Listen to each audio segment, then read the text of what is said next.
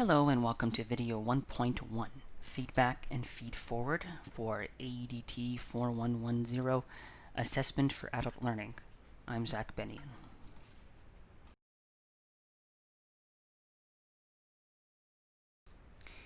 In this presentation, we will cover the following. Number 1, we will start with the analysis questions.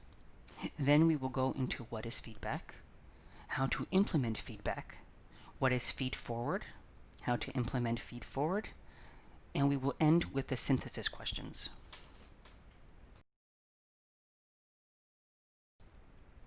There are 3 analysis questions to think of during this video. Number 1, what do you think feedback is? Number 2, what do you think feed forward is? And number 3, do you think there's a way to implement both feedback and feed forward? The starting point of feedback is the knowledge of results, and when giving feedback, make sure you point out the most important issues. Feedback comes in many forms, oral and written. Feedback should also be continuous and not a one-time event.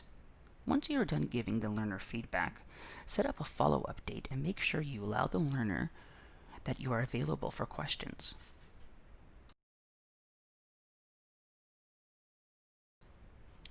There's no official steps to implement feedback. However, there are steps and strategies you can take to help you give feedback. You can start with the purpose of the feedback, and you can use sentences like, I feel I need to let you know, or I want to discuss. You can also use the sandwich approach. Start by providing comments on specific strengths, then identify areas of improvements, and then end with a positive comment, as this helps the learner's confidence.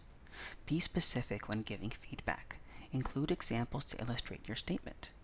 Another way to implement feedback is identifying patterns of errors and wrong answers and giving examples of strategies to help the learner for future success. If feedback is done well, it can help the learner's self-esteem and encourages dialogue between the teacher and the student. Another approach to feedback is having the students give feedback to their peers. Teachers can also consider allowing students to hand in rough drafts or feedback prior to handing in the final assignment. There are many definitions of feed forward. Some consider it a response to feedback, and some people think it is given before a task to help the student with the task at hand. Cardiff University defines feed forward as, quote, constructive guidance on how to do better, end quote. According to Dulama and Ilovin, the first meaning of feed forward, quote, refers to the learner's actions and is described as a concept that focuses on the responses of learners to feedback, end quote. Students also must recognize the goal of feedback. And the second meaning refers to future suggestions as it focuses on the future, not the past, and helps form solutions. Implementing feed forward is similar to feedback, but also has its differences.